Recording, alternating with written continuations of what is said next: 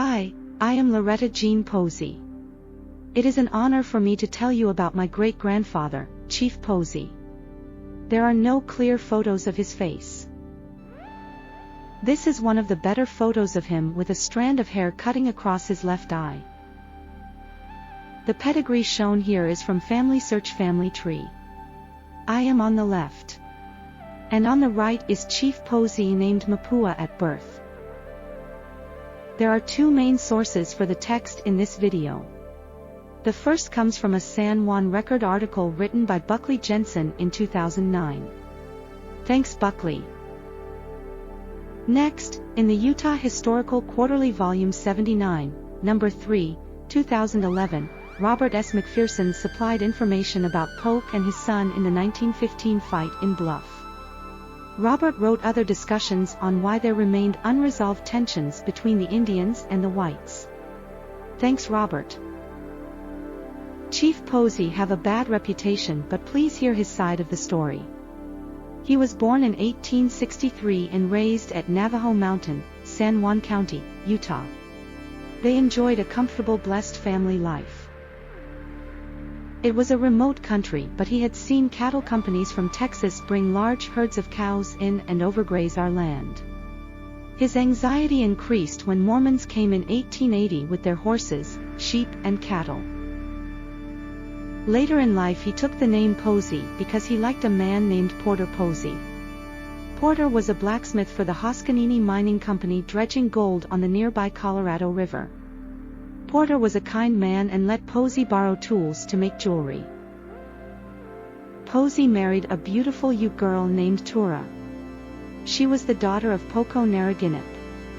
Her brother, Poke, became one of the most respected patriarchal leaders among the Avican Utes, who were of the Wittapunish band which lived in San Juan County, Utah. Posey's stature was greatly increased when he married Tura, and he eventually became the chief of the tribe. Tura and Posey had 3 children, but after 8 wonderful years together he accidentally shot her. He hurried to Bluff to get Jody Woods, a midwife, to come and help. She came to the wickiup, examined Tura, and concluded that nothing could be done. 3 days later Tura passed away. Posey was heartbroken and mourned for her for the remainder of his life. Several years later, he married Tura's sister, Mary Hatch, whose Ute name was Kadia. Part of the problem us Indians were having was caused by food insecurity. The hunter-gatherer system was no longer tenable. We Utah Utes did not want to live on the reservation in Colorado. The town leaders in Blanding complained to the government that agencies needed to do more to help Utes become more self-reliant. Often Indian mothers would knock on doors in town and ask for food.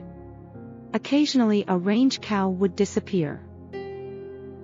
Posey was involved in most of the skirmishes and battles that occurred between the Indians and whites. The Pinhook Battle of 1881 in the La Salle Mountains involved a gang of cowboys bent on killing an entire band of Avican Utes. 13 cowboys were killed, along with many Indians.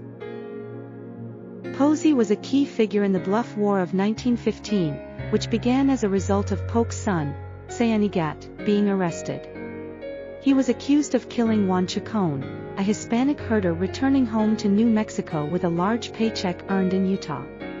Chacon had fallen in with some Utes, spent the night at Mariano Springs in successful gambling, and then was ambushed and robbed by Sayanigat, with whom he had played cards. This photo was taken in 1915 in Bluff before they left for a trial in Denver.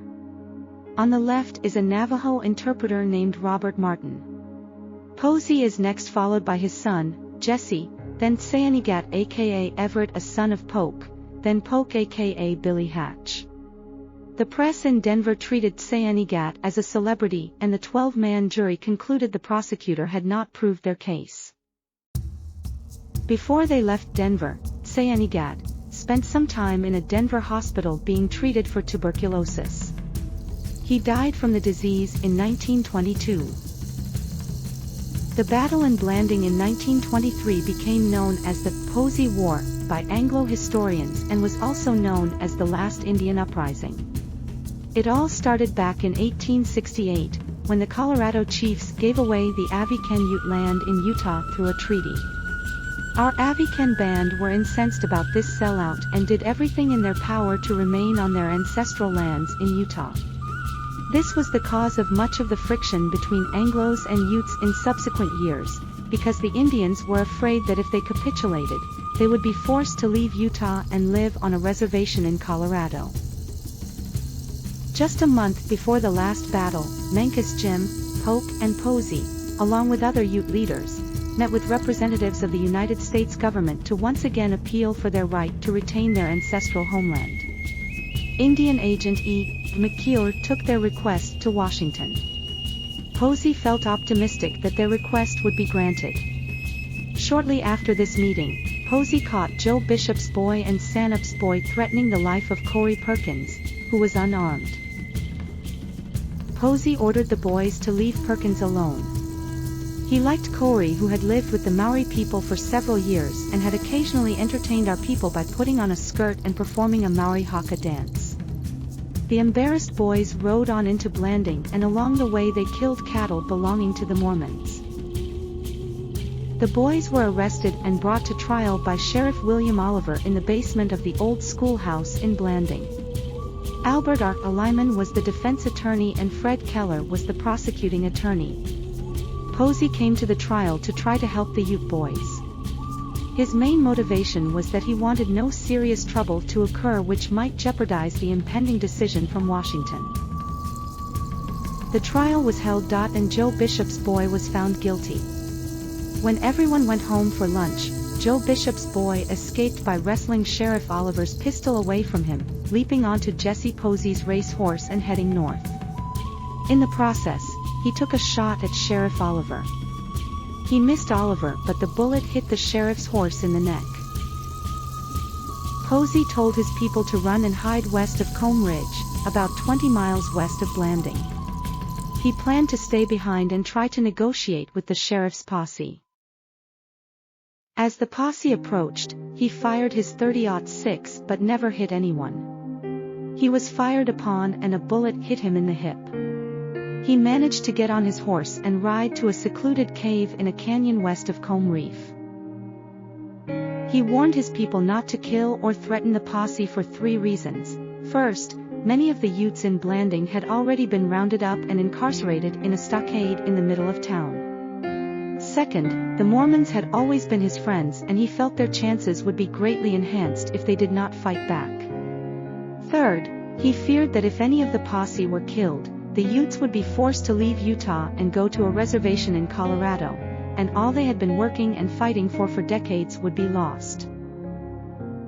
He told his people to lay down their arms and go with the posse back to Blanding. Our people were incarcerated for several weeks, but family members still loose brought him food at night. In spite of their care, he died and was buried nearby. Albert R. Lyman said of my great-grandfather, "In spite of Posey's unorthodox notions and habits, I did not regard him as a bad man. He was not bad at heart.